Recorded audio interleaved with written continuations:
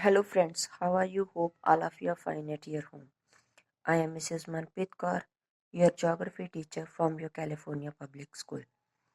Yes, dear kids, we are doing the 7th class 10th chapter Africa, and today's date is 24 December 2020. And in the previous video, we have to discuss about the physical features of Africa. And in today's video, we have to discuss firstly about the major rivers in Africa. Most of the rivers in Africa, except the Chad, has an access to the sea. कहते mostly एक ही river है Chad जो सी में नहीं fall करती. Almost all rivers are fall into the sea. There is enough rainfall in the tropical region due to a table land topography. Most of the rivers have rapids and the waterfalls. कहते table land होने के कारण यहाँ पर जो reverse है वो rapids है, बहुत ज़्यादा मोड्स आते हैं एंड वाटरफॉल्स होते हैं. मेन रिवर्स है Nile, Congo, Niger, Zimbabwe, Orange and Limpopo. These are the main rivers in the Africa. River Nile is the longest river. River Nile longest river है world की. Its length is 6,670 kilometer. And River Nile originates from the Lake Victoria. And Blue Nile originates from Lake Taina in Ethiopia and joins White Nile at Khartoum in Sudan. It flows through the Sahara Desert to reach the Cairo. After Cairo, Nile River forms a delta and at last falls into the Mediterranean Sea. Next, River Congo is the second longest river in Africa. Its length is 4,700 kilometers and it originates from Katamongo Plateau in Central Africa. It has many falls and rapids, so it is not suitable for navigation. So, it has an enormous potential for generating hydroelectricity. Waterfalls ज़्यादा है तो इसलिए हम इस river के ऊपर electricity ज़्यादा generate कर सकते हैं. सो मेन वाटरफॉल कौन से हैं इस रिवर पर? Livingstone, Inga, Stanley falls and it flows finally. जो रिवर है Congo, it falls into the Atlantic ocean में फॉल कर जाती है. Next, river Niger third largest river Africa की और लेंथ इसकी 4,200 किलोमीटर और इसमें सेवरल रैपिड्स हैं और जब रैपिड्स आते हैं तो नेविगेशन के लिए प्रॉब्लम क्रिएट करते हैं. So at last it finally flows into the gulf of Guinea में. And Benue is the main tributary of the Niger river. Main tributary है और कमर्शियल फिशिंग पॉपुलर है रिवर निगर के ऊपर. Next river Zimbabwe fourth largest river है. It originates from the BB plateau और flow and में fall करती है इंडियन ओशन में. और विक्टोरिया फॉल है इम्पॉर्टेंट टूरिस्ट अट्रैक्शन है इस रिवर के ऊपर और इस रिवर के ऊपर हम electricity hydro electricity also we have to generate it. Next is the case study cocoa cultivation in Ghana. Cocoa cultivation in Ghana. Ghana located है बेटा वेस्टर्न अफ्रीका में, surrounded by Burkina Faso in the north, Togo in the east, gulf of Guinea in the south and Ivory Coast in the west. Ghana tropical region है और इसका total area 233,000 square kilometre और population है इसकी 2015 में 28 million. गाना में rich sources हैं जिसमें फर्टाइल लैंड और मिनरल्स इंक्लूड होते हैं. जो मेन इकोनॉमी है गाना की वो किसके ऊपर बेस्ड है? कैश क्रॉप के ऊपर, based on cash crop farming. Cocoa is the most important cash crop and accounts for the more 50% of the country total export. कहते हैं important cash crop है और पूरे country की 50% है वो हमें गाना से मिलती है. Cocoa mainly used in making the chocolates in obtaining from the beans of the cocoa trees. Chocolates यहाँ से बनते हैं. Due to its the high food value, cocoa is regarded as the food of the god. कहते हैं value इसकी ज़्यादा है तो इसलिए कोकोआ को हम रेफर करते हैं, रिगार्ड देते हैं फूड ऑफ द गॉड के लिए. ब्रिटिशर 1879 में इंट्रोड्यूस किया था कोकोआ ट्री गाना में. So it has actually originated from the areas between the foot of the Andes and upper part of the Amazon in the south America.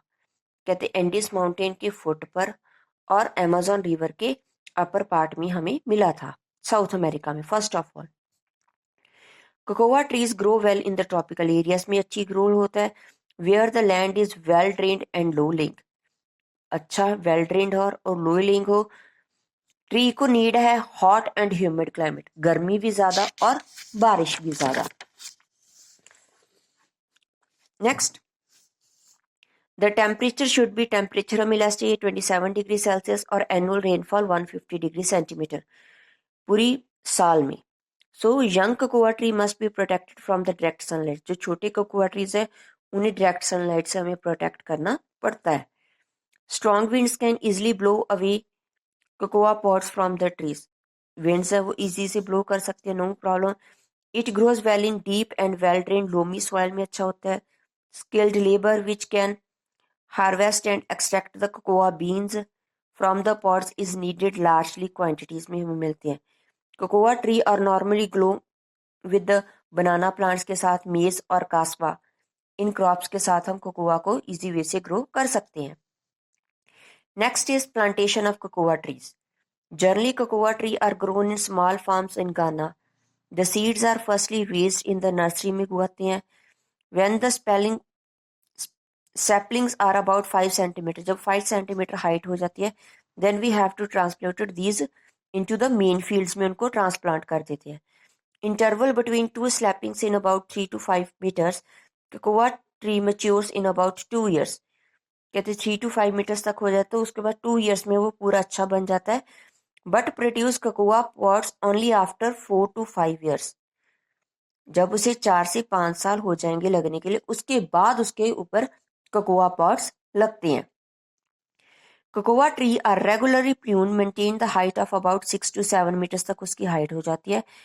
After about 35 years cocoa was destroyed. 35 years के बाद एक tree खराब होता है। New ones are planted. Cocoa pods normally about 50 centimetre long होते हैं, mostly on the trunk and the branches, trunk में या ब्रांचेस के ऊपर ग्रो होते हैं। The cocoa triangular between the कुस्मी तुनाको अर्काया, it is the cocoa producing area. ये कोकोआ प्रोड्यूसिंग एरियाज है।